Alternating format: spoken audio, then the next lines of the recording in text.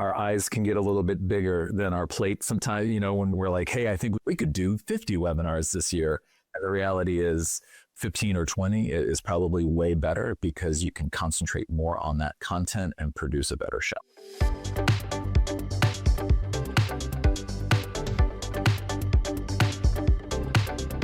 You're listening to the Content 10X podcast, where it's all about content repurposing. I'm Amy Woods, and I'm here to help you maximize your content and find smart ways to get your message in front of more of the right people, whilst also saving time.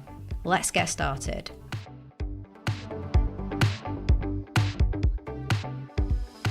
Hello and welcome to the Content 10X podcast. I'm Amy Woods, and I'm really excited to bring this week's episode to you. It's all about building scalable, strategic webinars, and we have myself and my co-host Hayley Evans. We're joined by not one, but two fantastic guests. We're going to go behind the scenes with Fidelity's Steve Jones and Lauren Franklin. Steve Jones is Director of Employer Marketing, and Lauren Franklin is Senior Manager, Channel Marketing and Events Specialist. And we have the pleasure of working with Steve and Lauren, supporting them with making the most of their webinars. Now, if you've been following along on the Content 10X podcast, you'll know that we've been speaking all about webinars recently, and we've brought to you a webinar series from episodes 332 to 337. We've covered why webinars are so popular in B2B marketing, how to plan and prepare for one, how to run one, and of course, how to repurpose them, and so much more. So go take a listen or read our epic blog post all about webinars. If you haven't grabbed a copy already, then please do go and download our free B2B webinar planning playbook. Head to content10x.com/webinar-guide. The link is in the show notes to the webinar guide and our blog post and all of our podcast episodes. We've had fantastic feedback on this so far. Now, to wrap up the series, we decided it was time to speak to people who run webinars and do an exceptional job in doing so. There was no one we wanted to speak to more than our lovely friends at Fidelity Investments. Now, if you've ever tried to run webinars at scale, especially in a compliance-heavy B2B environment, you know it's no small feat. But what Lauren and Steve share is a masterclass in how to do it right. We talk about how they've structured multiple branded webinar series for different audience segments. We discuss how they manage every detail with a 68-step project plan, and why they've made the bold decision to run every webinar live, and how they support their speakers to shine on camera. They also dig into how webinars connect to broader goals across marketing, sales, and customer education, and how they repurpose content in smart, compliant ways that extends the value of every event. So, whether you're planning your first webinar or scaling up a full program, you're going to love this week's episode, so let's jump in. Steve, Lauren, welcome to the Content 10X podcast. It's great to have you here. So great to be here. Thank you, Amy. Thank you. To kick this off, I think it would just be great if you could both introduce yourselves, please, just a little bit about who you are and your role. So I'll go straight to you, Steve, first for that. Yes, great. Thank you so much for having us. My name is Steve Jones, and I have been here at Fidelity Workplace for the last 6 years, but my entire career has led me through 25 years of financial services marketing, anything from running sales and acquisition connections to most recently both in social and paid media, as well as events and webinars. Hi, everyone. Yeah, thanks for having us on the podcast. My name's Lauren Franklin. I have been with Fidelity Investments for a little over 2 years now, and I focus on workplace investing business and leading the strategy and execution of our plan sponsor and advisor facing conferences and webinars. It's so lovely to have you both on the podcast, and I'm really excited. Obviously, this is culminating our webinar series that we've done. And as Amy mentioned, you guys are the pros in terms of webinars. And Lauren, I know you and I have been working closely together for the past couple of years. So to kick us off, can you tell us a little bit about all of the webinars that the team at Fidelity run?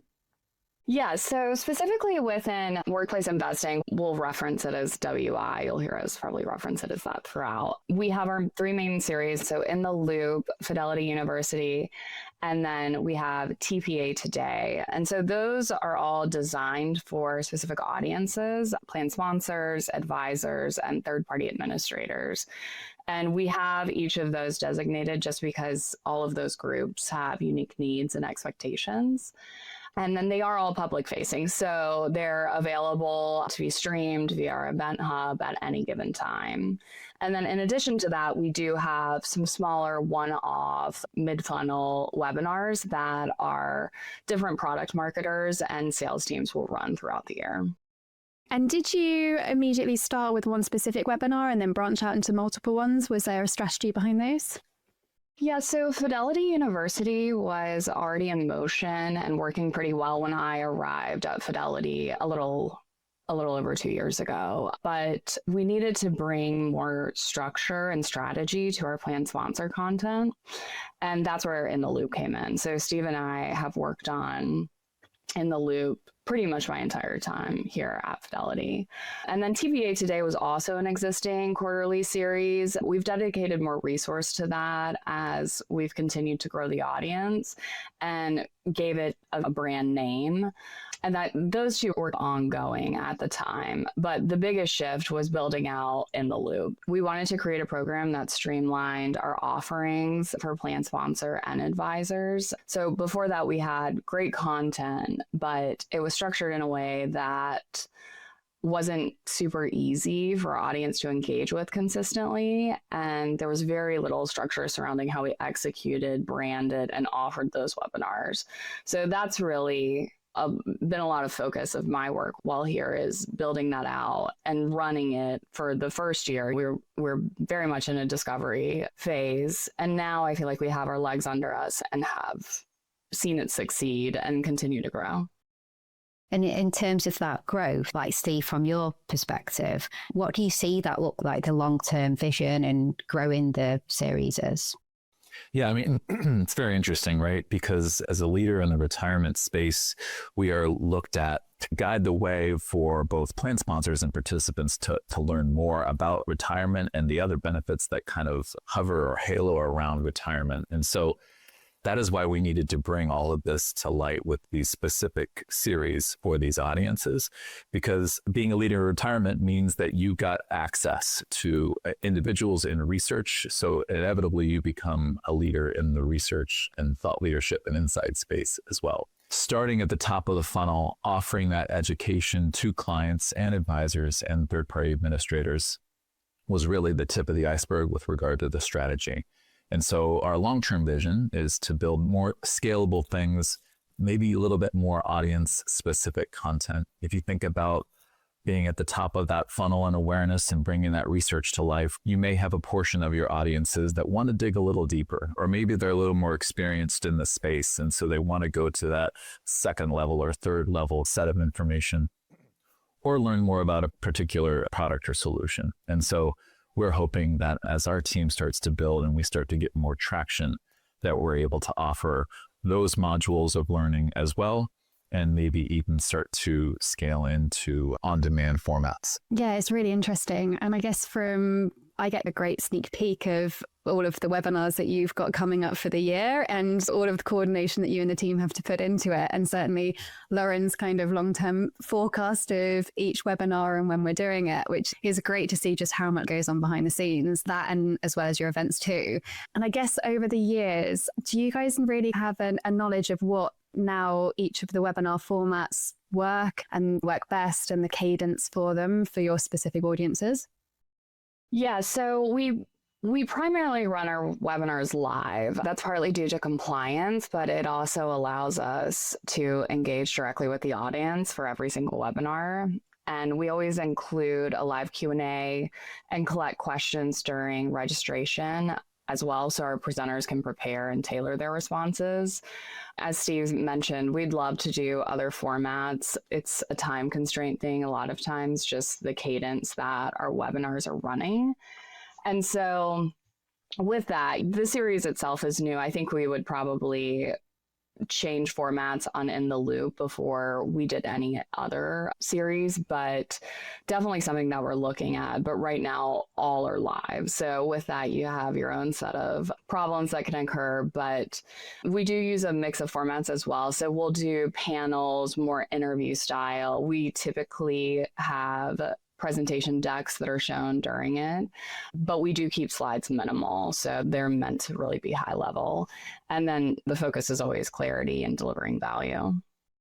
I think if I were to add anything there, a little, maybe we're all friends here, a little sneak peek behind the curtain is when you have multiple formats the way that we do and audiences that you're dealing with, it's really important to make sure that you set up a schedule that works for your team as well. So it's not just on behalf of marketing or sales or whoever your partners are internally, but your team has to be able to run them and run them at the rate and level that you want to have them at, right? Because you need to be successful. You need to be supporting yourself and your team internally. Our eyes can get a little bit bigger than our plate sometimes, when we're like, hey, I think we could do 50 webinars this year.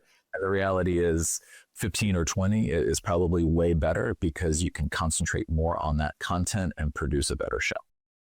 Absolutely. It's all about, as you mentioned, adding that really valuable content rather than spreading yourself super thin. And yeah, I think legal might have a little bit of a heart attack if we present them with 50 webinars, but it's really brave, actually, the focus on live as well, because a lot of people are so scared of that live aspect, aren't they? But I think it's fantastic to offer that. And then obviously the access through live with Q&As, like you said, and things like that, and the transparency and everything that people want to see these days. In terms of the planning, obviously, Steve, you just mentioned a bit about this, but there's so much. Like we mentioned the series that we've been doing, and I think Hayley and I could have talked for hours about things to do with deciding topics and titles and content and speakers and which speakers and panels and things like that. What does that look like for you guys with all of that side of things and the timelines and things like that? It's definitely a robust process. When I started, we didn't really have steps outlined, so we created a project plan, and that has about 68 different tasks on it that we have to go through for each of our webinars. And it also includes roles, timelines, approvals. We have a lot of date-specific things that will have to get done, like our reg sites have to go through a compliance review, decks have to go through compliance review. And then sometimes speakers have scripts or outlines, those also have to go through. It's definitely a collaborative process that we work on with different marketing teams that are executing from the content space. So yeah, definitely a long and tedious process that has a lot of steps, but I think that we've streamlined it as much as possible and definitely has helped for all of our partners who maybe only do one webinar every year. And so that's what we see, that having that outline is super helpful. A long and tedious process that we're in love with, of course. If I were to add one thing to Lauren's comments, it would just be that's within the process of one single webinar. But if we elevate it to the strategic side of things and why we decide to have webinars on certain topics, it's important to make sure that those are aligned to both sales goals as well as educational goals. We've got, of course, just like anyone else, KPIs that are looking to be hit. But we also, as I mentioned earlier, have fantastic research teams that are filled with literal doctors that are saying these wonderful things that need to get out into the world and to be shared with our clients and advisors. And so it's striking that balance strategically so that we can get them to the point of, oh, but here, by the way, there's 68 steps to this and it's about to get real. So it really is interesting how involved building that strategy from tip to tail is. I also just might add that we have a lot of submissions, and we've definitely changed how we do some things internally with regards to teams coming to us about, should this be a webinar? And I think that we've done a good job of figuring out like what works best. And with the series all being a little bit older, we've been able to see what topics resonate the best with our audience and speakers that seem to work better in the virtual space. And I think that has helped as well. Just really provide better content that people are interested in. And Steve mentioning about getting information from, say, doctors, and it's really timely and you want to get that information out. If you had many situations where you got all the best laid plans in the world for all these specific topics, but then of course something comes out and it's very timely and you don't want to sit on that and slot that into the Q4 series. It's a now thing to be useful to the audience. Have you had those situations where then you've really had to juggle around all 68 tasks and change the timelines, and how does that tend to go?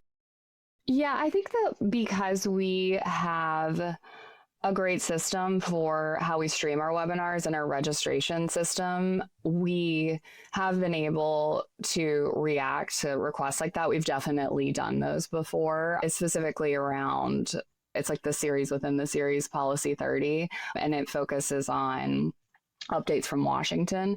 And so those types of webinars, we can easily kick that project timeline into high gear and get those expedited to get out the information to the public pretty quickly. And I think that setting up those systems with templates and making compliance where like they know what a lot of this is now, so it makes it a lot easier to move forward with that process.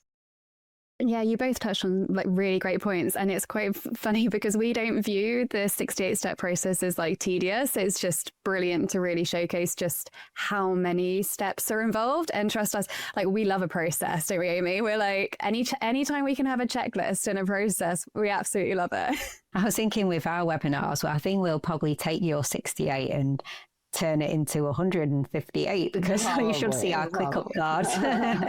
Honestly, you should see, like, you'd think we were controlling like a Mars landing or something, like the number of steps in our ClickUp cards. So we can relate completely. But what you said, Lauren, though, if you have the process and you have the templates and the repeatable processes and the tried and tested, that is what makes you nimble, isn't it? That is what makes you able to like quickly respond and change and things like that, because the process gives you that freedom. Actually, I think like systems and processes ultimately give you freedom to be able to make switches and changes and things like that. So we're completely aligned with you on that.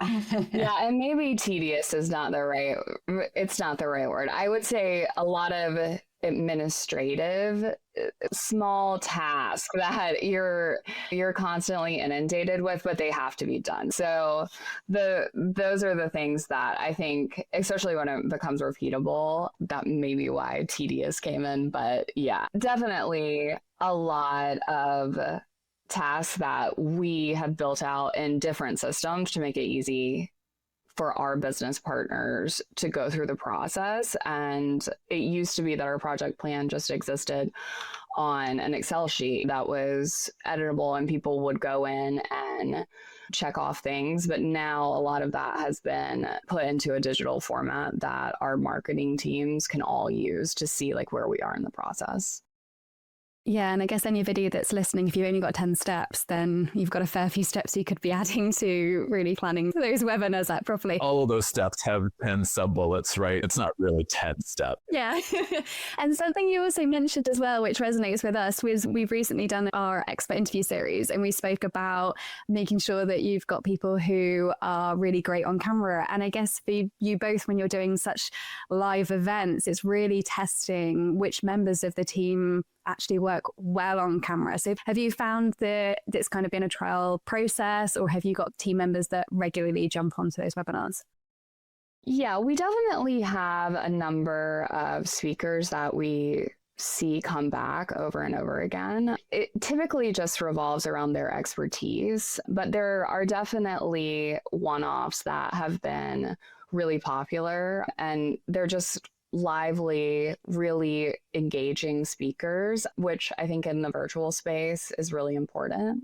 But yeah, we're always looking to bring in new people. We're a bit restricted just because of the nature of the business, who has the information. But I think that there's been opportunities for us to try new things, and we're always looking for different people to bring in that might bring a bit of a different perspective or experience for attendees. Yeah, I would add that we're really lucky, especially in those more advisor or TPA focused webinars where you're mostly dealing with our sales team, fantastically talented sales team here at Fidelity. And so those folks are used to having conversations in front of Fords and in front of large crowds. So the animation is there and the ability to clearly articulate their points is there.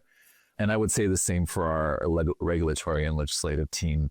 They're on Capitol Hill a lot. They're interacting with a lot of lawmakers. And so they're used to having those conversations about super difficult topics and being able to really distill confusing information to the layman, right, very clearly. Very lucky in that regard. Every now and again, you may have a more product-focused person that is a little bit of an introvert, and you look to develop scripts to make sure that they shine the most in their moment, and then we move on to the next topic. But by and large, we have been really lucky.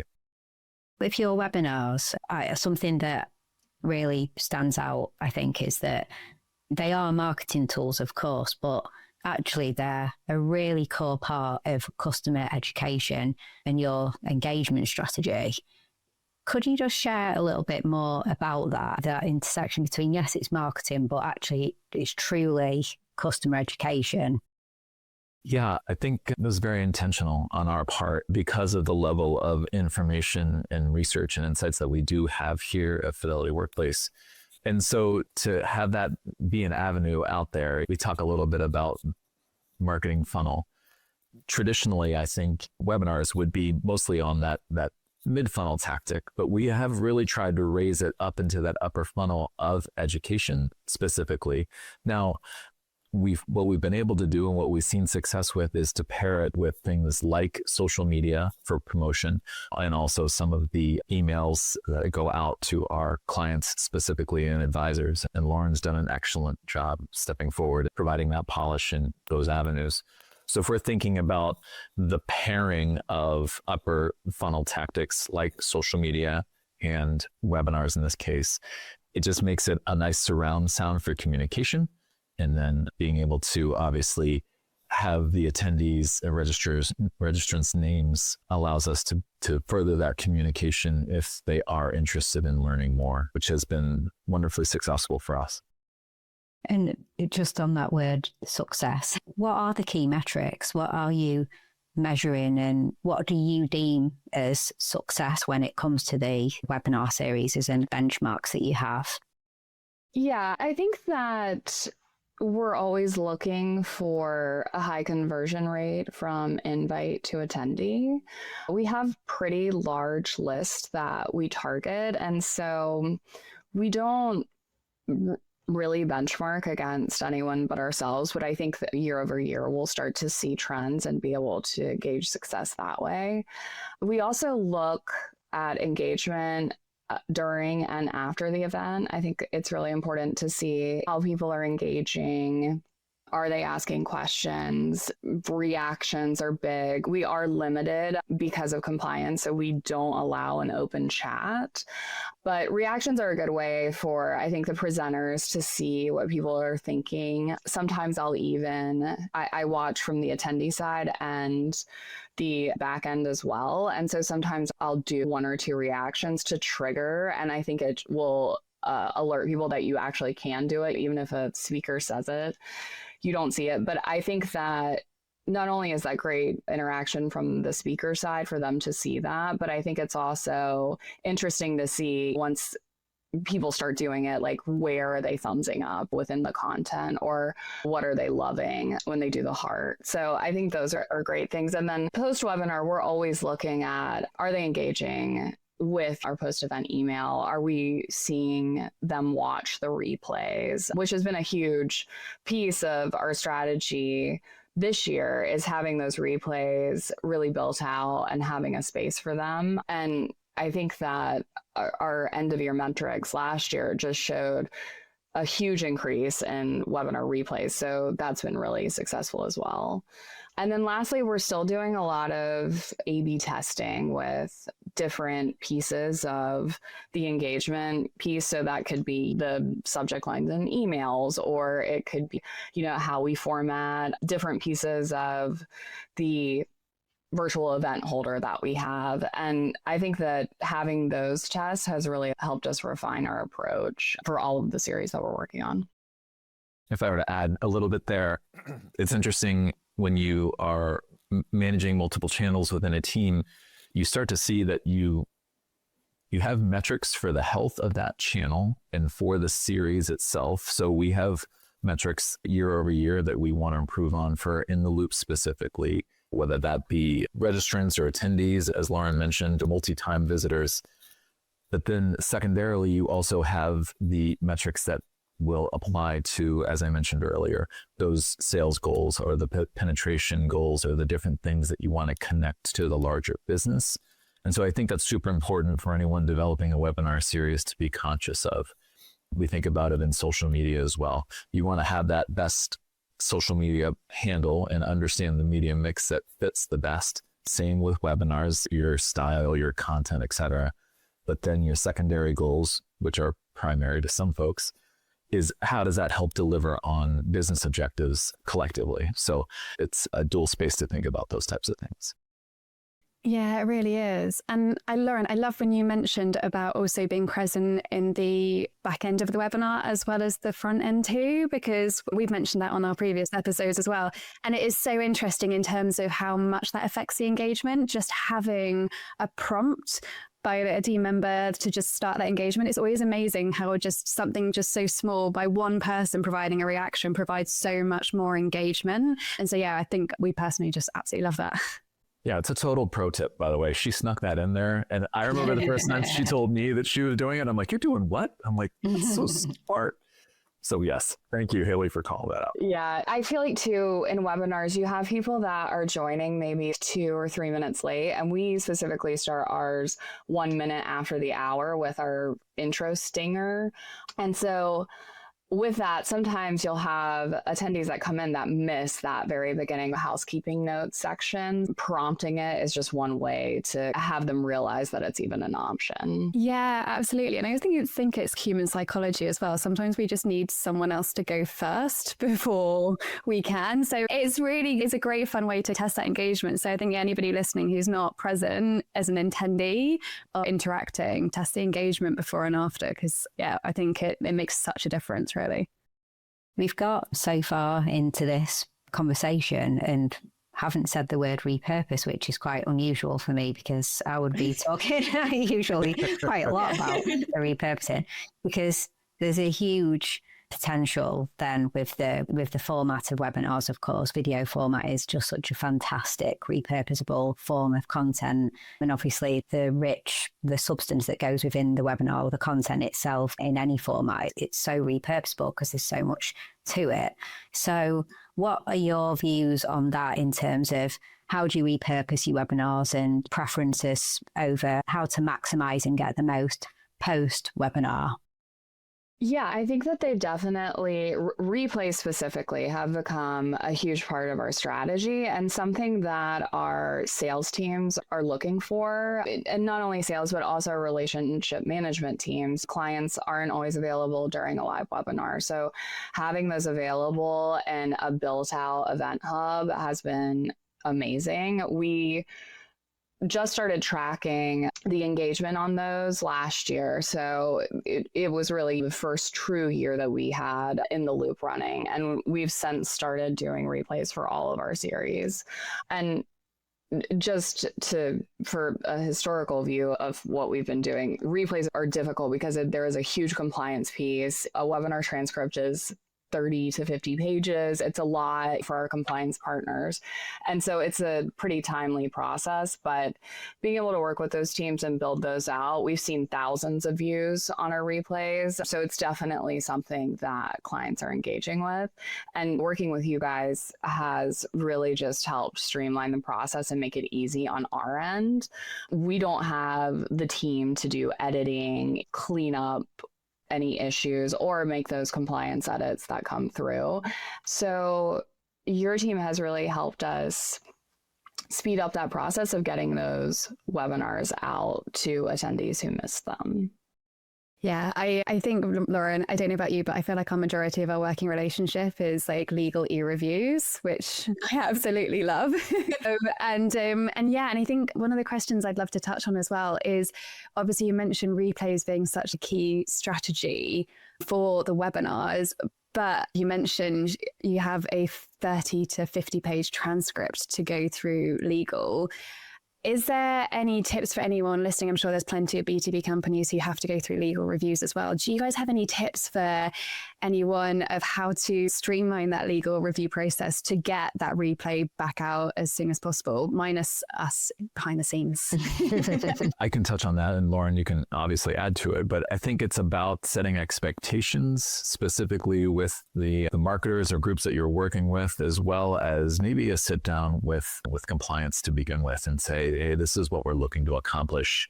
Can you please give us a clear outline of maybe the words that we can't use, or the phrases, or whatever those, we don't want to be over promissory, et cetera, and then upfront provide that to every team as part of our 68-point touch base to let them know if we can keep these out of the transcript of the conversation, we're going to help. That's going to help us fly through on the back end. And it's that level of education, and I'll say communication, because compliance doesn't want to have to go through a 50-page transcript. And if you can help them do their job better and more streamlined, then they're going to be appreciative of that. And obviously, when you're dealing with talent like sales folks or relationship management that don't do this every single day with regard to having things monitored by compliance, they're apt to say things that may be a little more in the moment. But if they have a clear set of outlining guidelines, then they're going to get it. And cross our fingers. So far, we've been pretty lucky with that process. But I would say setting expectations, education, communication, those types of things. And of course, have a great partner like Content 10X that can help us when things do go awry and we do need that kind of compliance fix. Is certainly a big part of it. Yeah, absolutely.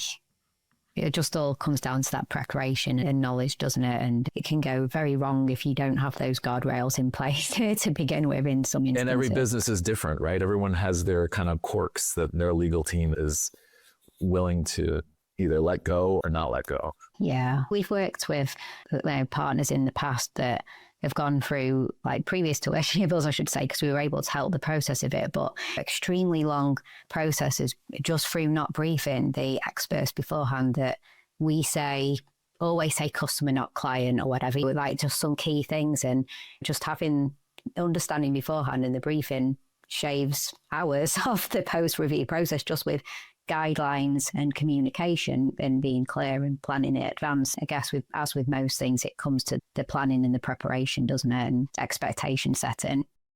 Yeah, and I think definitely we've had on occasion where, especially when you're doing editing, as long as somebody says the correct word once, control fine, control. Yeah, yeah, you can edit that one out and change so it. But true. yeah, Spookily, we haven't actually tried it fully, but spookily, when they've spoken for so long, you can clone that voice to say the right word, can't you? Which I know we're heading that way with many tools, where just to get the cloned voice to say client and then swap all instances of customer for client and that kind of thing. So it's so hard as well. I've been on quite a few when you mentioned to the team in advance of these are the words that you can't say. And it's almost like telling somebody, don't think of a purple elephant. And that's the word that they focus on. It's such a balance, isn't it? Of trying to make sure that they're aware of it versus don't say it. Yes, definitely. I'm really conscious that we are running out of time here, aren't we? And we've got a few minutes to go. We could speak for a lot longer, but time is running out. So final question for both of you. For somebody who is just starting out in running B2B webinars, what is the one tip that you would give them to help them on their journey to success? I can go first on that one. I would say, first starting out, having a clear documented process is going to be immensely helpful. Making sure everyone knows what to expect, what's coming, and how to execute will definitely help you dig into what works best for your teams. And then I would also say always listen to your audience. Set up the space for them to provide feedback, whether that be via registration, Q&A, when you're live, or chat, reactions, things like that. And then use the data that you gain from that to evolve. And I think I would add, organizationally, invest in the data analysis side of it early. And depending on the platform you're using, it may have great data tools and it may not. And so some of those steps might be manual, but from the very beginning, it is absolutely worth the manual time to take and understand how things are progressing, because that is only going to benefit you long-term in establishing the type of series that you want. And even if it's someone like a marketing manager, or if you got a summer intern or whoever it might be at the time, that can certainly be helpful. And then from there, I would say understand how to connect insights across platforms. So we're very lucky that we happen to be on a channel marketing team that has multiple channels within it, as I mentioned earlier, social media and paid and in-person events. But in several organizations, those are still siloed from each other. And so what happens in those cases is that we stay in our lane, as we mentioned earlier, where I'm going to make the best webinar series ever, or I'm going to have the best social media handle ever. And quite honestly, those two can be so mutually beneficial to each other as well as others. If you're in the same organization, fantastic, communicate early and often. And if you're in a more siloed organization, make sure that you're sharing those insights with each other to talk about distribution, because it's only going to enhance the overall experience for your audience. And that's really what you're looking for. Absolutely love that. Yeah, I love it. Fantastic advice off you both. So thank you so much. That was excellent. Thank you so much. I think, like I said, we've got more questions and we could go forever, but we've run out of time. Really great parting advice there. Is there any other next step at all that you would like the audience to take? Like, we'll share links to the webinar series that we've talked about. We'll share links to your LinkedIn. People can let you know that they listened to this podcast episode and enjoyed it. That would be awesome. And if anybody joins the Fidelity webinar, make sure you react and give Lauren a little love heart emoji, please. That's great. We're going to get 68-step tattoos. So if you guys want to do that. Fantastic. Provide advice and links for all of those. It's great. Thank you so much. Wishing the success to continue with your awesome webinar series and everything else that you guys do as a team. You really do lead the way with the best ways to do all of this in B2B marketing. So it's great to see. So really appreciate your time. And I'm sure everyone who is listening has got lots out of this conversation as well. So thank you very much, Steve and Lauren. Thank you. Thank you. Thank you so much. It was nice to be here. Yeah, absolutely. Okay, so I hope you enjoyed that discussion and thank you so much for tuning in. If you enjoy the Content 10X podcast, then why not hit that subscribe button on your podcast listening app of choice so that you can get updated when new episodes are released. And I'd really, really appreciate it if you could leave a review as well. That really makes a difference for the podcast. Also, please do get a copy of my book, Content 10X, More Content, Less Time, Maximum Results. It is the ultimate guide to repurposing every type of content, and it's available on Amazon in Kindle and paperback and also in audiobook as well. And you can head to content10x.com/book to find all the other places that you can get a copy of my book. And if you would like us to do your content repurposing for you, then we offer a fully end-to-end done for you content repurposing service. This is for podcasters and video content creators. We have our Podcast 10X, Video 10X, and also our specific LinkedIn 10X service, helping you to become the leading authority in your industry on LinkedIn. You can find out so much more about our services on our website. And also, please do give me a follow on the social media platforms. I share lots and lots of tips and advice on social media about content repurposing. I'm at Content 10X on Instagram, Facebook, Twitter. And if you try content10x.com/LinkedIn, you'll find my LinkedIn profile over there as well. All that's left to say is thank you so much for listening to this week's episode, and I'll catch you in the next one.